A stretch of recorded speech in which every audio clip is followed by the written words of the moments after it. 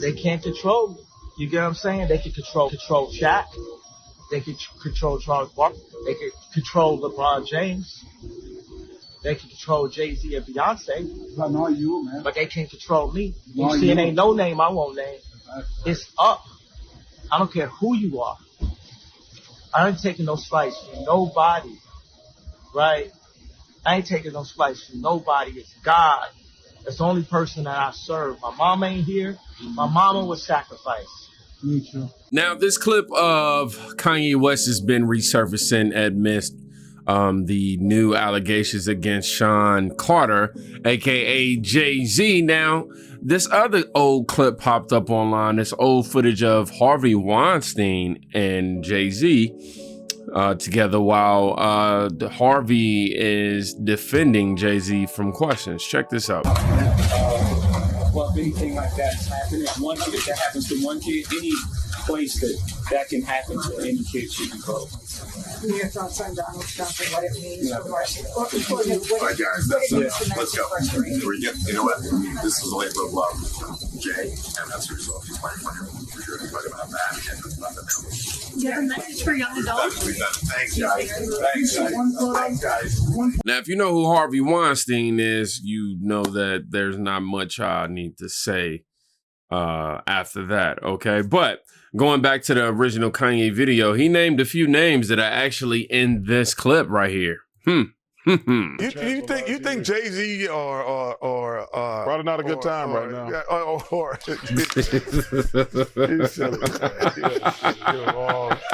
You're silly, man. You're silly, man. Go see if you can fix the wall, will you, Shaq? Here, back here. I can fix the wall. Too soon, Kenny. My point was. Oh, man.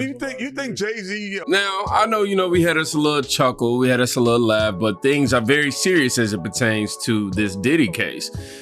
Jane Doe filed a civil suit against Sean Diddy Combs, accusing him of sexual assault at a white party while Doe was employed by a private security firm. Doe tells his story for the first time, alleging he was drugged and sodomized in the back seat. The source of this video is from CNN. Before we get into that, though, I want to go ahead and finish cleaning up what we've been, well, not cleaning up, but go ahead and finalize what we have on Jay-Z at the moment. This attorney did a breakdown on the Jay-Z case, and let's just say, man, he cooked, okay? He could. Yeah, I don't know what Sean Carter's doing here. It makes no sense to me. Sean Carter, i.e. Jay-Z, gets named now as the main defendant in a rape case out of New York by trial attorney Tony Busby. We're seeing Sean Carter come out now and defend himself online, putting out statements. The thing that pops up is not immediately innocence and guilt. It's how did it get this far? Carter starts attacking Tony Busby, saying, hey, he sent me a demand letter and he's trying to extort me. Well, newsflash, and Jay-Z's people know this, that every lawsuit starts with a demand letter. Everybody gets put on notice that they have a claim and gives them an opportunity to resolve. Now, if you believe in your innocence, that's fine. But here, what does innocence have to do with this? He has too much exposure going forward. These are heinous allegations. He even says it himself.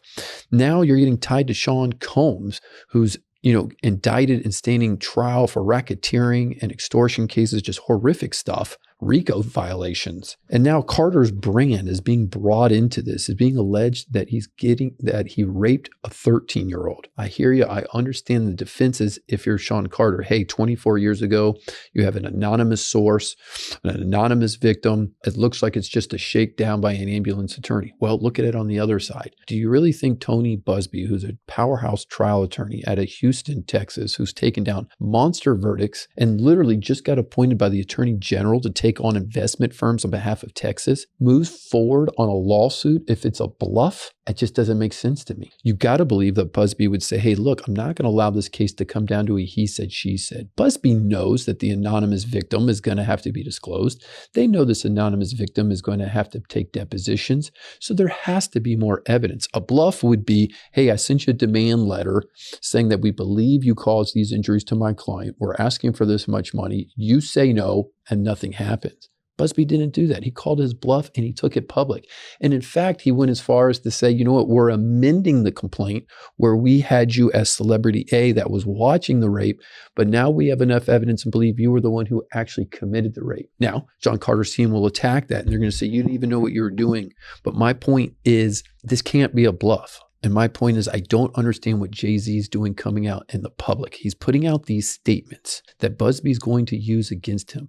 Literally, Carter is saying he represents the heinous nature, he understands it, and that it rises to the level that it's so bad because it's rape that it should be a criminal prosecution. I could think of nothing better as a trial attorney to use those words against a defendant in a deposition. Remember, you're in the civil context. Busby's going to be able to depose everybody. He's going to be able to get to Combs. He's going to be able to get to Carter. He's going to be able to get to witnesses. They're talking about limousine drivers. Now, yes, there may be a victim issue, but at the end of the day, everybody says, hey, this was 24 years ago. Yeah, let me know how that turned out for a Bill Cosby.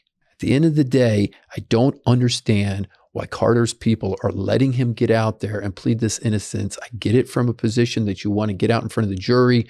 You want to claim your innocence. I just think that they're messing with the wrong tactic by trying to attack the trial lawyer, because this is not a shakedown of Vontae's situation. This is a real heavyweight lawyer that knows what he's doing. And Sean Carter better be real careful. So it seems like Jay-Z is underestimating the seriousness of these claims right now. No attorney would take on a case against a billionaire celebrity and a businessman like Jay-Z unless the case was some sort of, some sort of promise, or if it was solid in some way and he had a strong foundation. Very simple in that regard. Now, we got to move on because we got to keep everything going. It's a lot that we get into today and stuffing into one video as it pertains to Jay-Z, as it pertains to Diddy. But Stephen A. Smith makes it clear that he doesn't believe the recent allegations coming out against Jay-Z, claiming that, he had inappropriate relations with a 13-year-old girl, and shuts down people comparing Jay-Z to Diddy. Let's check it out. Anybody that's been around Jay-Z and knows him has seen him come to the defense of the most helpless amongst us, which are the children. I can't believe for 1 second that he would ever be associated with an allegation like this. And I felt it was important to bring that up because you got people out there. Stephen A., you had something to say about Diddy. Why aren't you going to have something to say about Jay-Z? Well, I don't know Diddy. I've met him a few times, talked to him a few times. Absolutely. But I've known Jay-Z for 25 years. I don't believe it.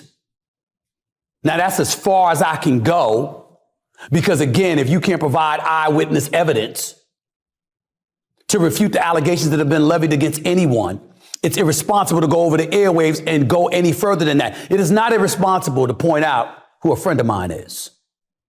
Somebody that I've come to know and love and don't believe for 1 second would be capable of such a thing. That's not irresponsible. That's love right there, because of what you know about a person based on your personal interactions with them, along with the people that have been around them. I don't believe it.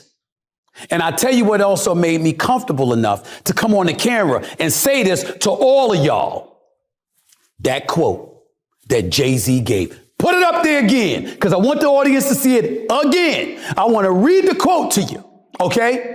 These allegations are so heinous in nature that I implore you to file a criminal complaint, not a civil one. Bam. What he's saying is, let's go. Let's go to court. Who is she? I got children at home. Beyonce's my wife. You think I'm going to let you talk about me like that when I got to explain to my children, your dad is not a rapist? You think that's a conversation that I want? You think I'm going to let that slide? That's what Jay-Z is saying. I have not spoken to him since these allegations have come down. Again, I was in Dubai, in Abu Dhabi. Not that the phones don't work there. I just haven't spoken to him about it. But I'm telling you what my personal belief is. Rape? First of all, I wouldn't believe that. Secondly, a 13-year-old? No. But be clear, this ain't P. Diddy. Homeland Security didn't raid Jay-Z's home. He wasn't charged with multiple felony accounts that can land him in jail for the rest of his natural life. He has been accused by a plaintiff who's hired a lawyer in pursuit of civil retribution 20 years after the fact. That's not P. Diddy. This is different. I'm not one of those people who sit back and just praise the idea of celebrities being taken down. Although that I do see on the internet, people are just excited about this for some reason. People are just rooting for some of these successful black men to get locked up. So there's that sentiment out there. But at the same time, man, we got to go with what the facts are. We got to go with the facts of everything. All right. And right now, we want to talk about this Jane Doe who filed this lawsuit against Diddy, accusing him of sexual assault at a white party. Again, the source is CNN. Let's go ahead and hear him out. According to your lawsuit, you were hired by a security firm to work security at one of the infamous white parties that was thrown by Sean Combs in the Hamptons. What was that experience like? At first, he was incredibly friendly, very gracious. So you had a friendly chat, and then, according to your lawsuit, at some point later in the night, Sean Combs himself offered you a drink. This didn't come from staff or someone holding a tray of drinks. It came from him directly. Correct. The first drink started to have some effect on me, and I just thought, wow, these are really strong drinks. It wasn't until the second drink, and it was already too late, that I realized that there was something wrong with the drinks. Sadly, Sean Combs was waiting in the wings. He was watching from some sort of vantage point. And once I was in a helpless position and he was sure that he was in a position of power, then he took advantage of the situation. You allege that you were forcibly pushed into an SUV by Sean Combs. That act alone, according to your lawsuit, left you in considerable pain. And then once inside the vehicle, your lawsuit says plaintiff was held down by Combs, who overpowered him while he struggled to escape due to the effects of the drugs in his system.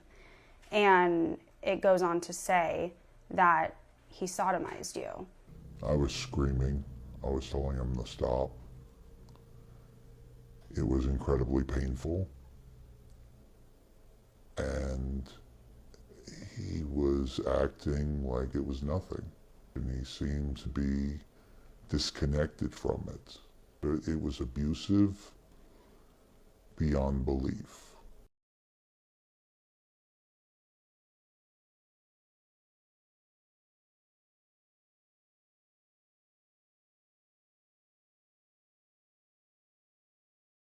Yeah, so what you just watched was one of Sean Diddy Combs' accusers who sat down with CNN for an anonymous on-camera interview, making the first time one of his alleged victims have done so. And you heard what he said right at the end, quote, "I am screaming. I was telling him to stop," he alleges. And also he said it was incredibly painful. And he was acting like it was nothing. Courage to share these stories are important, man. And truth always seeks the light. And right now, all we can do is just wait out until, this thing goes to trial and we start finding out the facts of these situations, because all I can say right now is this stuff is just heinous, man. I really have nothing else to say right now. The attorney kind of broke down everything in terms of Jay-Z's response. We heard from Stephen A. Smith and how he feels about the scenario and everything. But man, it's God's side and it's the other side.